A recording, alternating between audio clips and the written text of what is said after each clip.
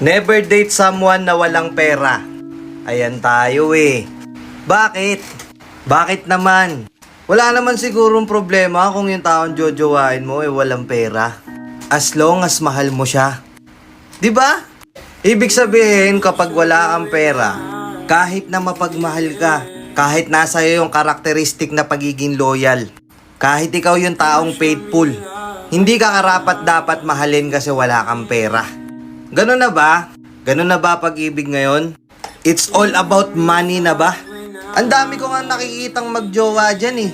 Nagsimula sila sa wala.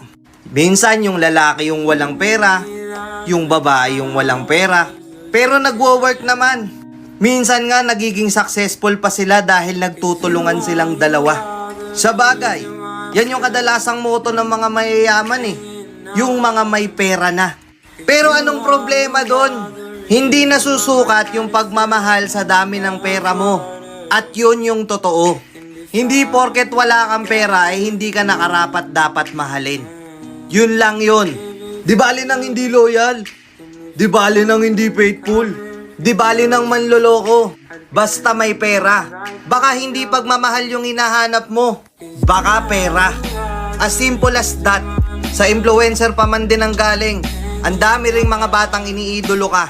Pero sana wag mong itatak sa isip nila na yung pagmamahal umiikot lang sa pera.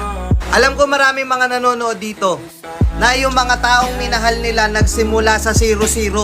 Pero hindi yun naging problema sa kanila. Bakit?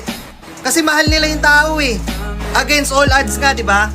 Kung mahal mo kahit broke, tatanggapin mo. Tutulungan mong gumanda yung buhay ng tao. Hindi yung mamahalin mo lang kapag meron ng napatunayan yung isang tao. Kapag meron ng pera, kapag meron ng ari-arian, tsaka lang yung pagmamahal mo magkakaroon ng dahilan. Di ba? It's not all about the money. It is all about how you accept that person on who they are. Yun lang. Ngayon, ikaw na nanonood, sino dito yung hindi bumabase sa pera? Kaway-kaway naman dyan. Ipakita nyo na totoo na hindi lahat ng bagay na dadaan sa pera. Comment nyo dito, let's go.